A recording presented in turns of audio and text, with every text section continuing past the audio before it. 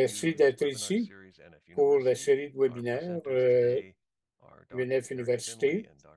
Donc, Kerry Findlay, Colin Whitfield, destruction des terres humides, je compare les émissions de GES et des discussions de solutions.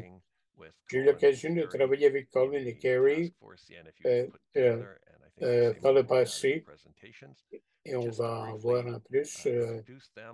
Alors, pour les présenter, beaucoup de choses que je pourrais dire. Ils ont des carrières distinguées.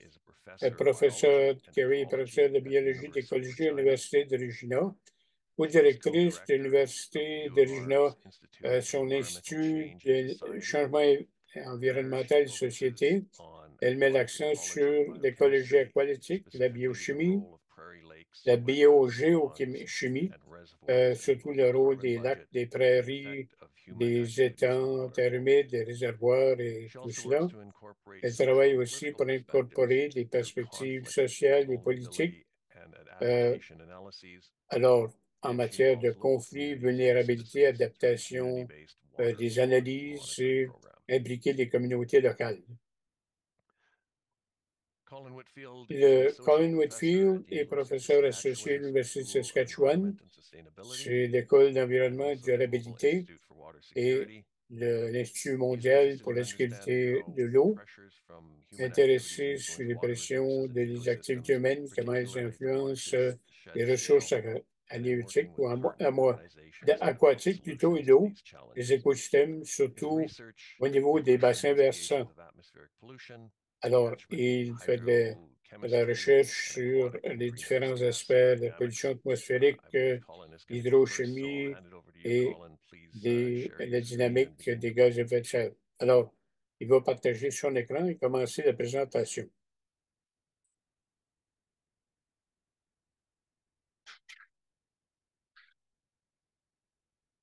Great, thanks for the introduction, Darren. Merci de la présentation, Darren. Very pleased to be Très invited to speak heureux d'être invité à vous parler aujourd'hui. On a l'information que vous allez me partager. On espère bien faire cela pour vous.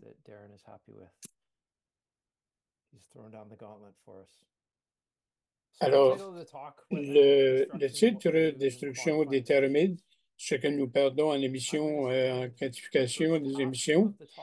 La première partie, c'est moi qui fais la première partie. Je suis ce qu'on perd.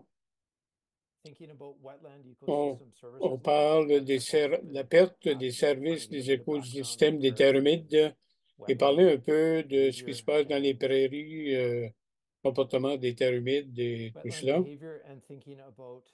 Et penser à la question du drainage. Je vais faire de mon mieux pour introduire cela et ensuite j'irai à Kerry qui va parler d'une composante que je n'ai pas abordée encore dans les services écosystémiques.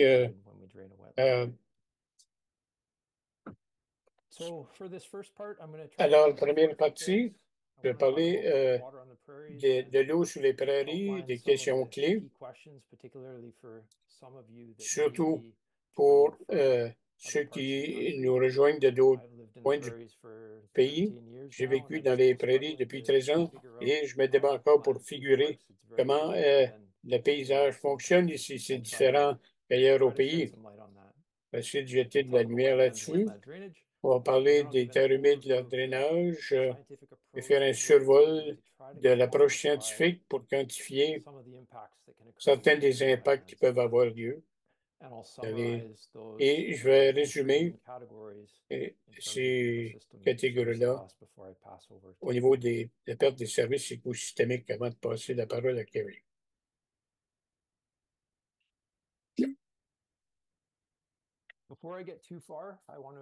Je voulais reconnaître les collaborateurs. C'est un gros projet. Ça fait 7 ans que le projet est en cours. Alors, le projet s'appelle Prairie Water, qui est financé par Global Water Futures. Alors, on va voir la disponibilité de l'eau. Alors, disponibilité de l'eau, la santé des écosystèmes aquatiques et ensuite, et comment ça peut impacter les écosystèmes en matière de biodiversité ou de qualité de l'eau. Des remerciements à mes collaborateurs que vous envoyez la liste ici. Ils ont fait beaucoup de travail à ce niveau-là. Je veux dire également que le projet, en haut à droite, vous voyez que c'est multidisciplinaire. Alors, il y a plusieurs intervenants de la région, 30, 40 organisations avec qui ont travaillé durant le projet. Et le travail qu'on a fait est un dialogue, du feedback, de guider notre travail dans la bonne direction et que ça peut aider différents intervenants aussi.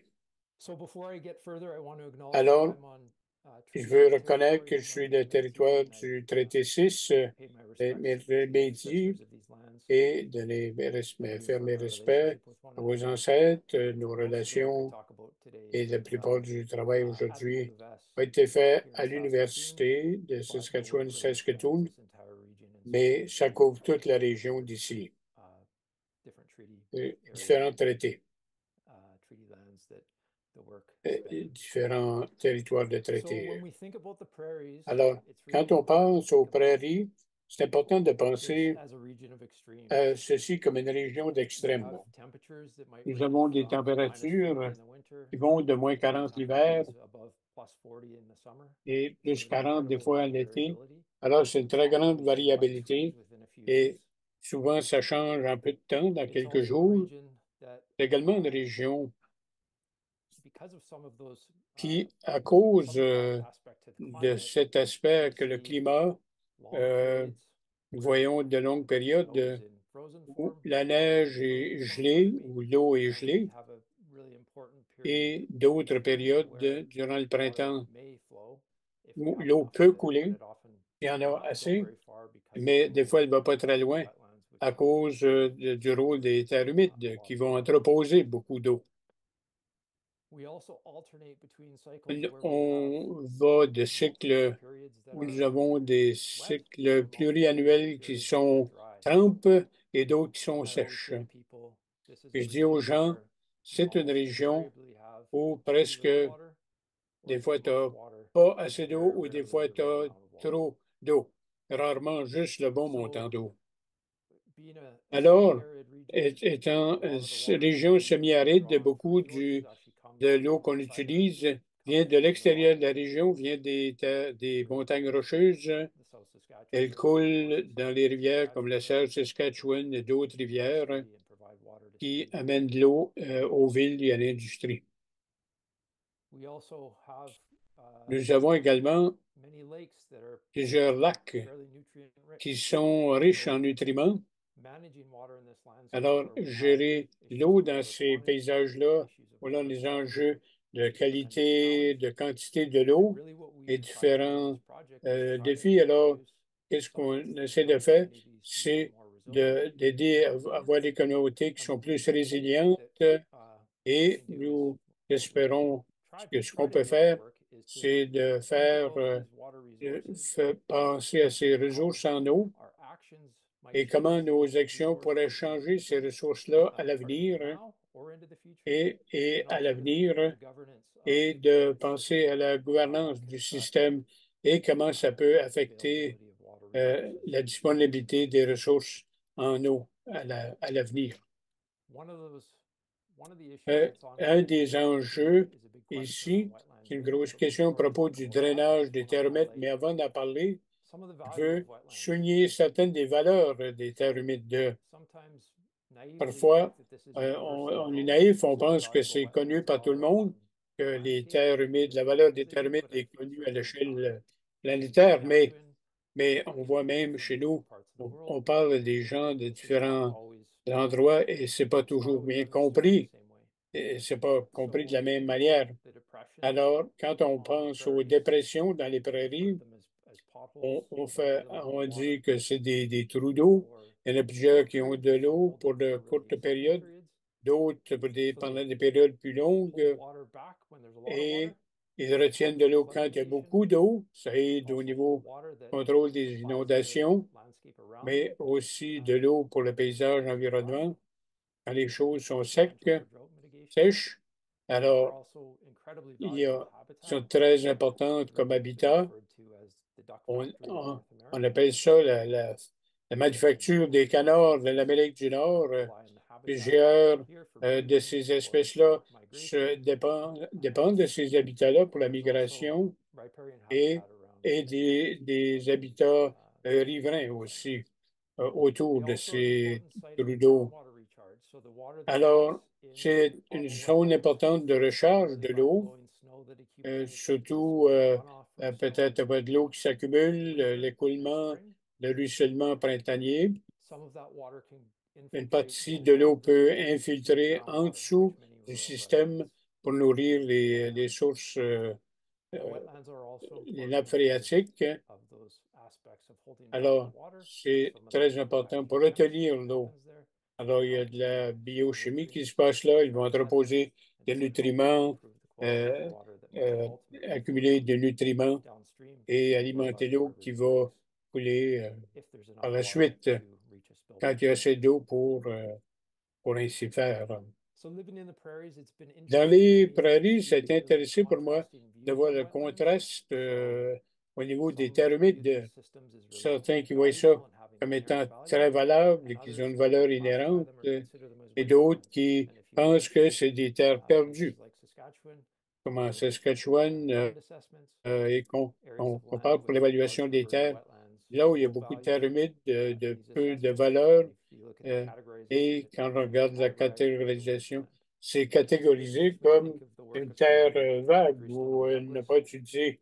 Ça me rappelle donc le travail de Mme Douglas. Les années 40 était un leader pour changer la perspective des Everglades en Floride, que c'était quelque chose qui devrait être développé, mais plutôt elle disait que c'est quelque chose qui a beaucoup de valeur pour la Floride et qui faisait partie du paysage là-bas. Alors, j'aimerais croire qu'on est sur cette trajectoire-là pour mieux comprendre les terres humides, leurs valeurs. Et comme j'ai dit, il y a encore beaucoup de différences sur comment c'est perçu au niveau du paysage. Alors, je m'occupe pour excuse pour la qualité de la photo, c'est pas facile à dire de toute manière, là.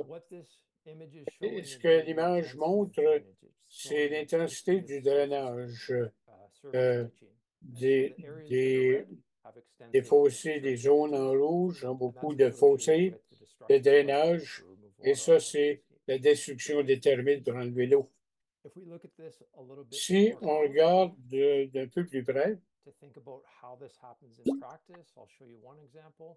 pour voir comment ça se fait en pratique, vous voyez où le drainage, ça donne une idée en voyant ceci. Ça, c'est un projet de réseau de drainage pour enlever les terres humides. Tous les polygones en rouge représentent des terres humides qui sont en train d'être drainées, et celles en bleu, celles qui sont redrainées. On voit, il y en a qui sont très petits, et ceux où il y a de l'agriculture, peu importe s'il y a du drainage ou non. Souvent, j'entends des questions, combien de drainage a lieu? Il y a de grands estimés, souvent de 40 à 80 des terres humides. Et ça continue. Le drainage continue aussi. On parle de 10 000 hectares par année, à peu près. Et c'était durant une période relativement sèche. Et quand dans une période de trempe humide, on va constater plus de drainage. Donc, il arrive souvent qu'on regarde un projet comme ça de drainage, on perd la plupart des terres humides. C'est pas 10%, c'est presque toute la terre humide qui est drainée. mais ça peut varier. Une des choses à faire dans notre travail, c'est d'avoir une bonne compréhension pour tous les intervenants de quels sont les impacts du drainage. Il y a du travail qu'on a fait une couple d'années passées. La synthèse de toutes les connaissances scientifiques de l'Ouest soulignait qu'on pouvait bien expliquer qu'il y a de gros impacts quand on draine les terres humides, que les impacts vont se faire sentir à l'avenir et au fur et à mesure que ça continue aussi. Une des choses que, avec le projet, heureusement qu'au projet Côte du Durée, j'aime montrer cette image d'un artiste au niveau du paysage, pour ceux qui ne sont pas familiers. Alors, c'était fait par Cam Forrester pour les terres humides qui disparaissent, comprendre la nature du travail qu'on fait. Et il y a eu des ateliers là-dessus. Et c'est une des choses qu'il a produit que j'aime bien. Ça me prend du temps à expliquer des fois ce qui se passe, quels sont les enjeux. Et cette photo-là, cette image-là qu'il a fait explique vraiment bien. Alors, vous pouvez voir à droite et dire, c'est merveilleux, très productif en agriculture. Et d'autres peuvent regarder à gauche et dire, et mon Dieu, voici de quoi ça avait l'air de manière naturelle. Il y avait conservation, ça appuie la biodiversité, la fonction naturelle du paysage. Et probablement qu'il faut être un peu dans le milieu pour aider la société. Alors, combien de drainage, donc, devrait avoir lieu, devrait être permis? Quand on a commencé, une des questions des intervenants, c'est combien de terres humides que ça prend à garder? Et c'est une question, j'ai commencé à y penser de manière différente après le travail qu'on a fait pour quantifier les choses. Alors, combien de terres humides devons-nous garder et combien de terres humides est-ce qu'on peut se permettre de perdre?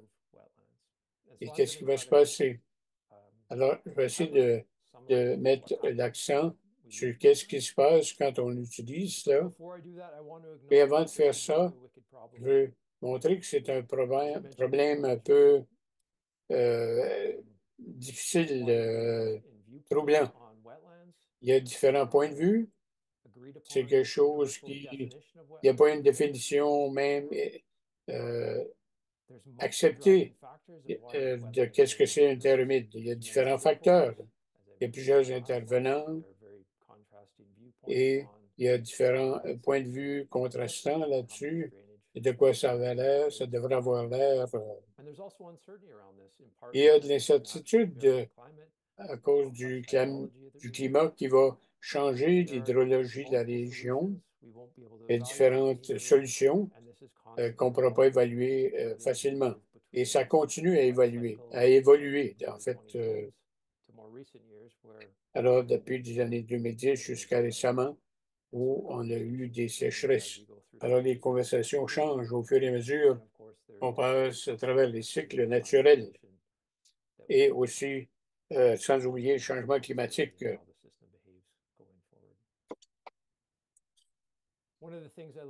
Une des choses avec mes collègues, une des choses qu'ils ont fait, c'est d'essayer d'avoir une compréhension de comment les différentes personnes voyaient ces systèmes-là et comment ça fonctionnait dans le paysage. Sans regarder les détails ici, je voulais souligner le contraste de comment ces deux cartes-là fonctionnent.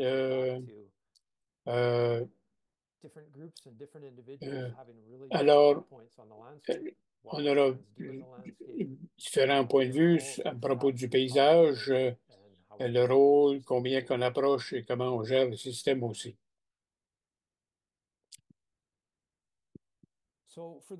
Alors, pour la prochaine partie, je vais montrer du travail que nous avons fait.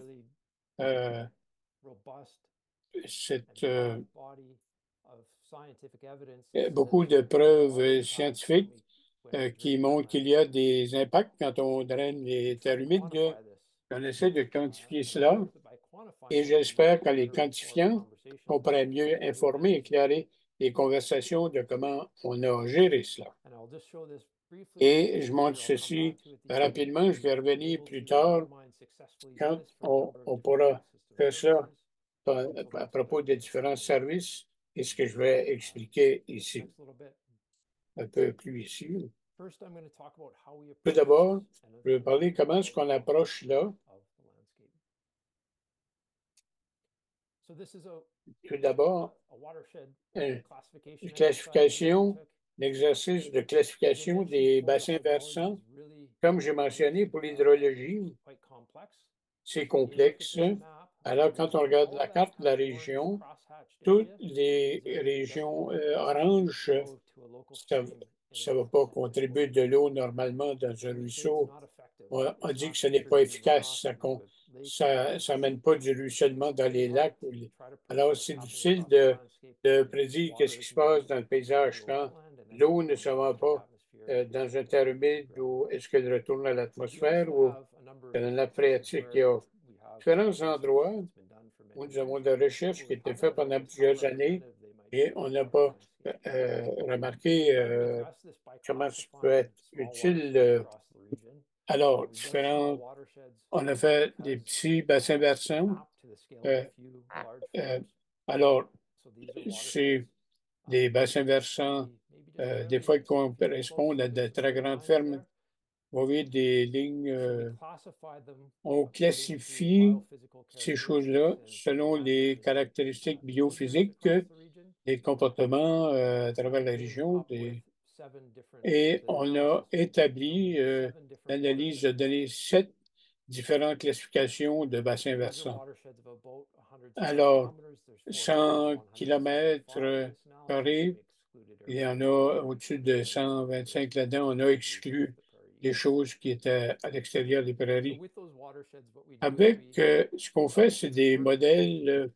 On travaille pour traverser l'ensemble de la classe. Alors, les 7 classifications majeures. Donc, on prend les caractéristiques typiques. Si elle dit 500, on dit quelle est la configuration de ces 500-là.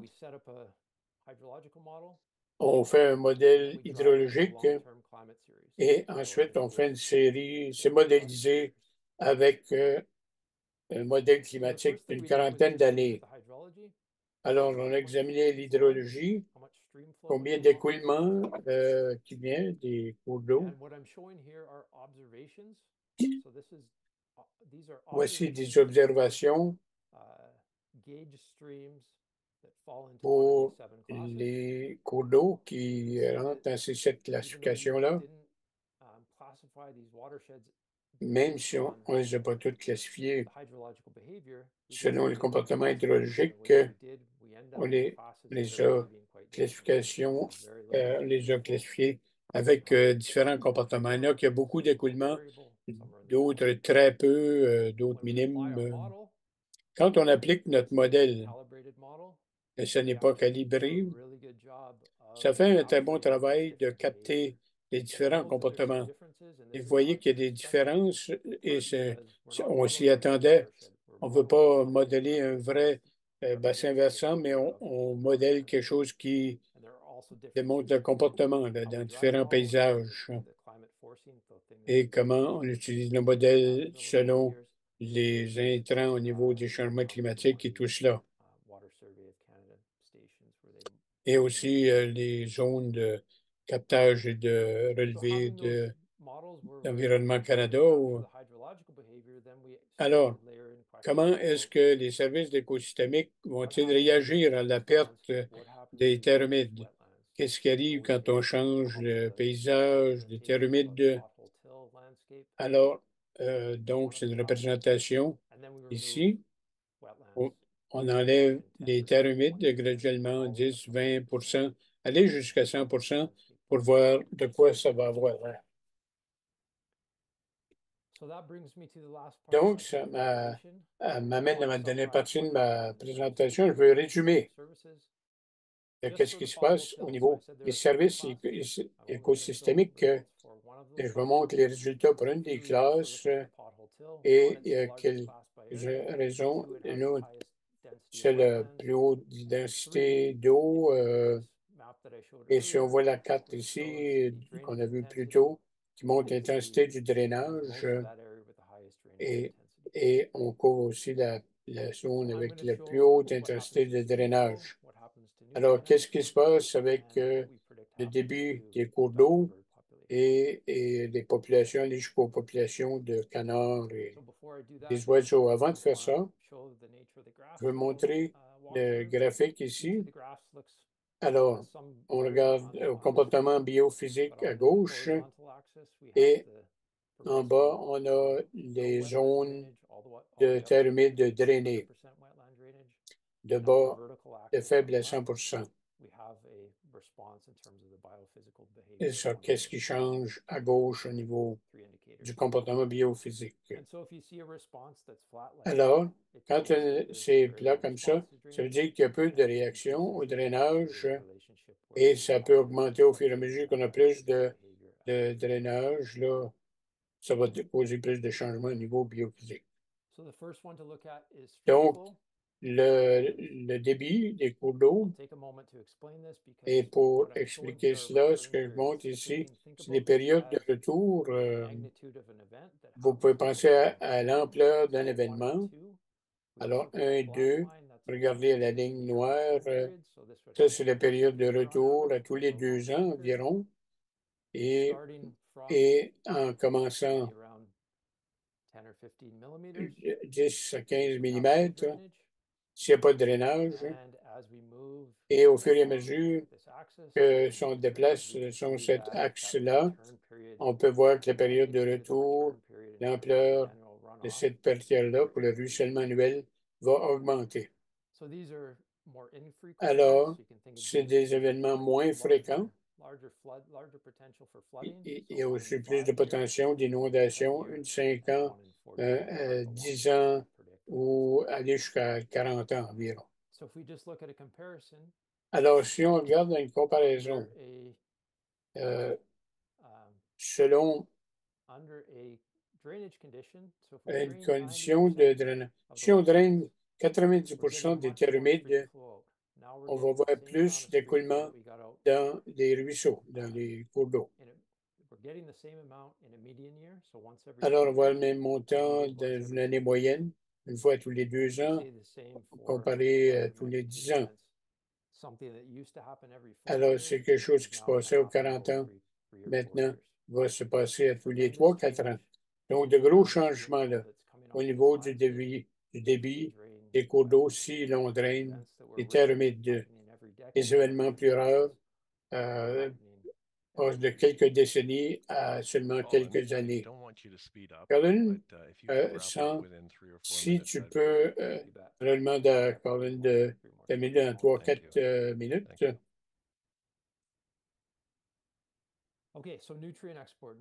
Donc, l'exposition des nutriments, c'est relié au débit des cours d'eau. Alors, encore là, on a la zone qui est drainée. Alors, et on voit ici, c'est quand on regarde le système, c'est une période de 40 ans. On pourrait voir une année, beaucoup d'exportation des nutriments, beaucoup de débit, et alors,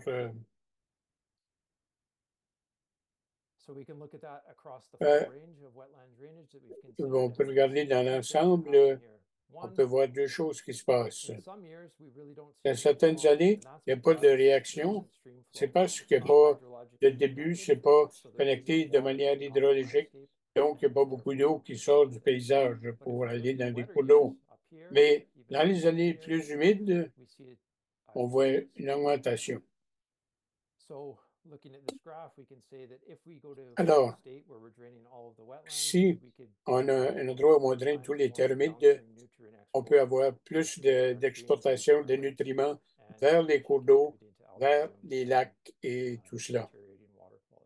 Et ça va diminuer la qualité de l'eau. La dernière ici, la biodiversité, la réaction au drainage. Alors, il y a des relations bien établies entre différentes espèces d'oiseaux et les régions en terre humide. Encore là, on peut voir une augmentation dramatique. C'est plus courbé, on voit une diminution rapide après quelques phases de drainage. Alors ça, c'est pour les canards. Alors, c'est relié aux oiseaux aussi qui aiment les terres humides. Et on voit une réduction de plus de 50% associée avec la perte de ce montant de terre humide. Donc, pour résumer, donc on a su rapidement, depuis longtemps, qu'il y a des effets au drainage des terres humides. Et ça, ici, c'est dans les prairies canadiennes. Et on voit différents aspects ici dans le graphique. Même avec faible drainage, on voit une réaction maintenant. Même 10 à 20%, on voit des augmentations dans le débit moyen. Le retour, on voit une réaction dramatique au niveau de la biodiversité, qui est la plus sensible de toutes les variables. Alors, donc, on a une assez bonne indication qu'il faut considérer de manière plus pragmatique les politiques en matière de drainage des terres humides, que ce soit au niveau de l'agriculture, mais aussi leur valeur au niveau des services écosystémiques de ces terres-là. Rétention de l'eau, les trous d'eau, tout cela. Alors, je vais finir ici. Non, non, c'était très bien. Alors, on va donner la parole à Carrie. Merci, Carrie. À toi la parole. Alors, donc, merci, Darren, pour l'invitation de parler au groupe aujourd'hui. On apprécie beaucoup l'invitation et l'opportunité de discuter ce travail-là que l'on fait. Alors, je vais parler d'un aspect spécifique sur lequel on travaille depuis quelques mois. Et ça, ici, c'est arrivé comme Darren en a parlé l'an passé, de proposer que l'on voit des effets du drainage sur les émissions de carbone dans l'ensemble des prairies canadiennes. Il y a beaucoup de questions sur les émissions de gaz à effet de serre, changement d'utilisation des terres. Et il y avait un projet important. Le groupe de travail, il y avait Cindy Jensen qui a travaillé beaucoup là-dessus. Elle a fait beaucoup de recherches documentaires, etc. Une de mes étudiantes, elle travaille maintenant au ministère de l'Agriculture. Il y avait Lauren Bortolotti de Canal limité au Manitoba. Colin, moi-même, Darren est impliqué dans la conversation pour diriger cela, et Murray et Scott étaient des producteurs intéressés à ces sujets-là. Alors, tout d'abord, c'est la première fois que l'on présente ceci à l'extérieur de notre petit groupe, et c'est la première fois que c'est présenté, discuté. Nous sommes confiants dans les chiffres, mais il y a aussi des ajustements à faire, et je serai ouverte au feedback après la présentation, mais je vais dire ne pas donner les chiffres finaux parce qu'on n'a pas encore complètement fini là, de citer ça. Éviter de citer cela pour de suite. L'approche, c'était d'examiner les données actuelles et recueillir des données. Il y a beaucoup de travail qui se fait pour aborder cette question-là. Alors, comme Colin a mentionné, nous savons qu'il y a beaucoup de drainage dans la zone des trous d'eau, dans les prairies, comme ils les appellent. Les gens, quand les gens parlent de gaz à effet de serre, budget carbone, des fois, on dit qu'ils émettent beaucoup de méthane. Peut-être qu'on réduit les émissions de méthane si on les draine. Alors, c'est la question, c'est en regardant l'ensemble du paysage pour figurer le budget carbone et voir qu'est-ce qui pourrait se passer au niveau des émissions de GES. Alors, j'ai mentionné comment est-ce qu'on a approché cela. Une couple de schémas ici simplifiés. Alors, et je donnerai plus de détails sur les détails. Alors, si on parle d'une terre agricole et qu'on regarde les émissions de gaz à effet de serre, et qu'est-ce qui est séquestré, ça ressemble à ceci. On a des étangs, des différents processus. Alors, les émissions de l'agriculture, CO2, méthane, oxyde nitreux, de la machinerie agricole, des engrais, des sols, tout ça. On a le piégeage du carbone dans le sol. Ensuite, avec l'impact des terres humides, on a des composantes additionnelles.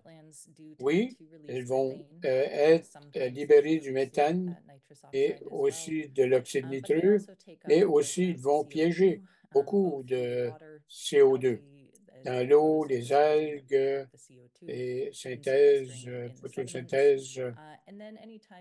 Et quand vous avez de la biomasse, des végétations, comme par exemple les roseaux et tout cela, ça va aussi piéger du CO2 de l'atmosphère. Donc, c'est ça les composantes quand on a l'impact sur les terres humides. Si on draine les terres humides, maintenant, il va y avoir des changements. On va avoir une augmentation des émissions parce que la superficie cultivée va avoir plus d'émissions. Il va y avoir une perte du carbone piégé et de la matière organique riche qui va commencer à être respirée, qui va être perdue en CO2. Et il n'y aura plus d'émissions de méthane, d'oxyde nitro et la matière ligneuse, là, ça va être enlevé de la zone et probablement brûlé ou composté, mais ce carbone-là va être relâché. Ce sont les composantes principales qui nous intéressaient et ce à quoi il faut penser quand on veut estimer ces différentes émissions-là. Alors, donc, les termes utilisés dans les calculs, alors, on voulait avoir différents chiffres. Alors, on va passer à travers chacun de ceux-ci, mais chacun de mes autres diapos va passer à travers en détail. Je vais l'expliquer au fur et à mesure et vous donner les chiffres à mesure. Alors, quand on regarde ça dans l'ensemble, alors, combien de superficie est perdue par le drainage par année?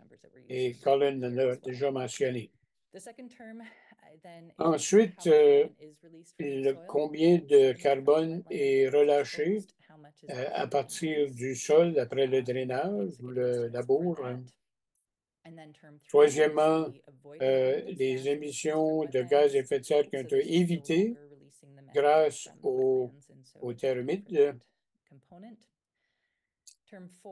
On parle des terres humides.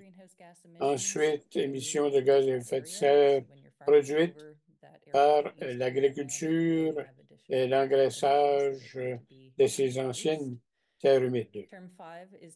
En 5, c'est la végétation au-dessus de la terre. Et ensuite, quand la machinerie agricole contourne les terres humides, ils reviennent et ils refont ça. Il y a une zone de chevauchement où on pourrait des fois doublement engraisser. Et alors, si c'est évité, si la terre humide est vidée, on va éviter le chevauchement au niveau des engrais et tout cela. Alors, voici la formule la formule en bas. Alors, ça, c'est la perte de carbone totale en tonnes. Alors, quand on draine la terre humide, on ne produit plus le méthane et il n'y a pas le double engraissage quand on les contourne. Alors, c'est la stratégie générale que nous avons utilisée et après, on a vraiment puisé dans la littérature pour avoir des chiffres avec lesquels on était confortable. Donc, pour le terme 1, la dimension moyenne perdue de terre humide durant cette période était de 0,3 hectares avec 95 de terre humide perdue de moins de 1 hectare. Alors, on estime que divisé par 10, ça nous donnera à peu près 10 000 quelques hectares, 108 195 hectares en 2001-2011. Donc, le carbone enlevé du sol après le drainage ou le labour, quand on a une terre humide intacte, ce carbone-là, toute cette biomasse-là, il y a beaucoup d'algues, c'est de la matière organique riche, ça va aller dans les sédiments. Alors, ça va être très riche. C'est quelque chose que il n'y a pas de lignine. Donc, c'est un très bon matériel pour les bactéries et que la bactérie aime bien. Quand il y a de l'eau au-dessus, ça va être anoxique, il n'y a pas autant d'oxygène et donc la décomposition est plus lente. Donc, les terres humides accumulent cette richesse-là. Quand on va drainer, les bactéries vont réagir, on va avoir beaucoup plus d'émissions de CO2. Donc, pour estimer ceci, il y a eu une couple de bonnes études qui abordaient ces questions-là. On a eu de bons chiffres là-dessus. L'idée, c'est que tu gardes le contenant en matière organique et il y a aussi que ce soit dans le sol en haut ou même les terres cultivées qui avaient été drainées. On a fait la comparaison. On peut figurer qu'il y a plus de matière organique dans les sédiments que dans le sol de surface. Et on peut ainsi estimer la perte de carbone.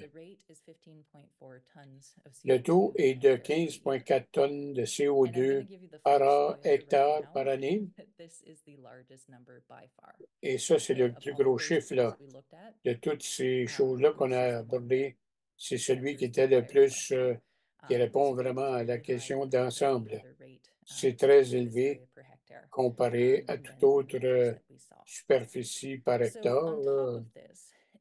Et au-delà de ça, si on met ça à l'échelle, dans l'ensemble du paysage, nous voyons que ce mouvement, la respiration de la matière organique, ne se fait pas juste dans un an. Ça prend du temps. Ça prend environ 20 ans pour que le carbone organique dans le sédiment qui arrive au niveau de content de carbone dans le sol environnement.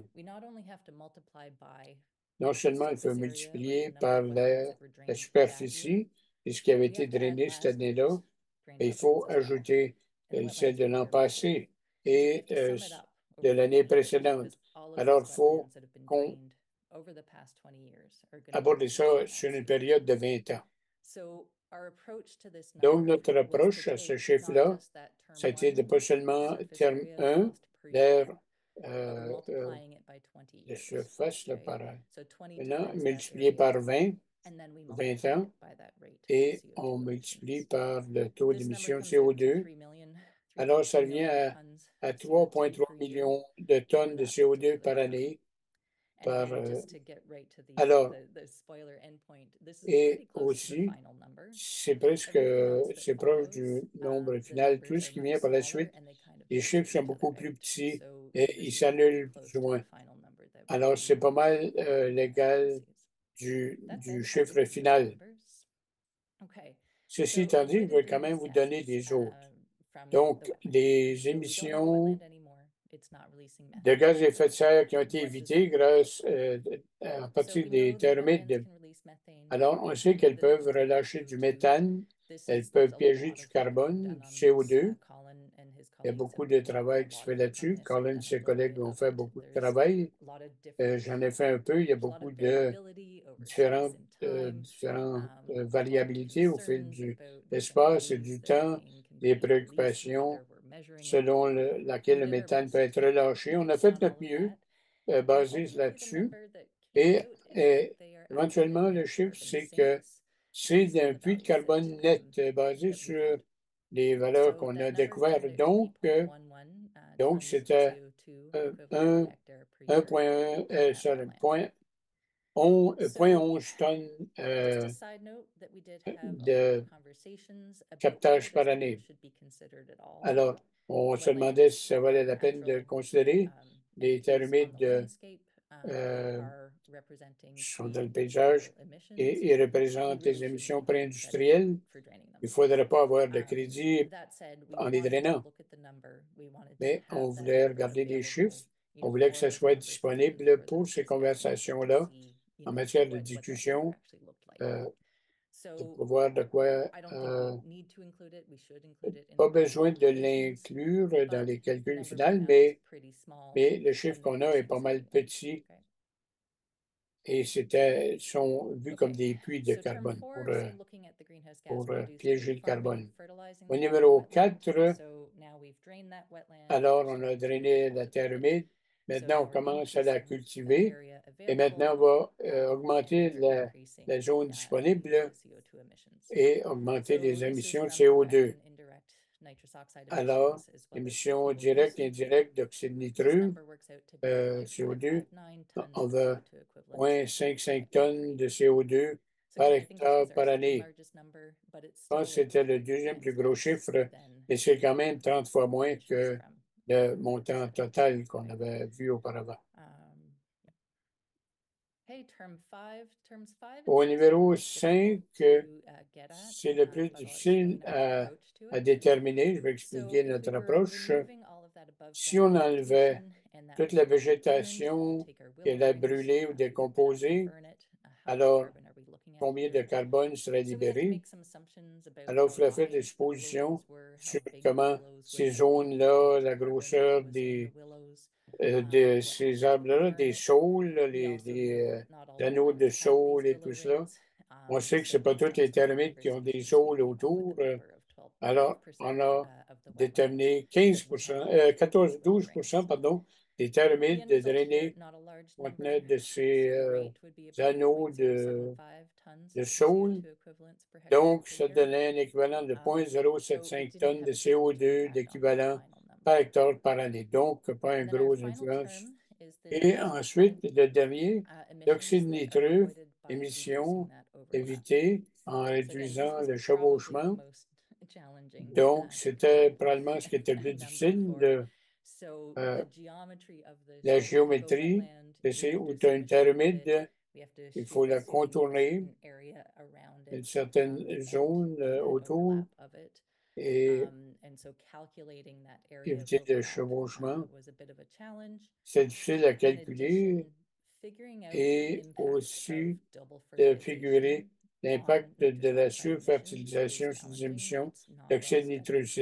C'est un défi, ce n'est pas bien connu, on ne sait pas quel est le taux exact. Donc, on a dû faire des suppositions avec ce calcul-là, mais ce n'est pas très important. Donc, c'était 0,13 tonnes. Alors, tous les termes qu'on a, il y a des calculs d'erreur associés à cela. Donc, il y a des barres d'erreur aussi. Je voulais vous donner des valeurs moyennes pour vous donner une idée d'où ça venait ces chiffres-là. Donc, on a mis ça tous ensemble. On a additionné tout cela. Ce que j'ai dit, ce que j'ai montré, les chiffres, ça vient pas mal de ce qu'on avait dit au début. 3,33 millions de tonnes de CO2 d'équivalent par année.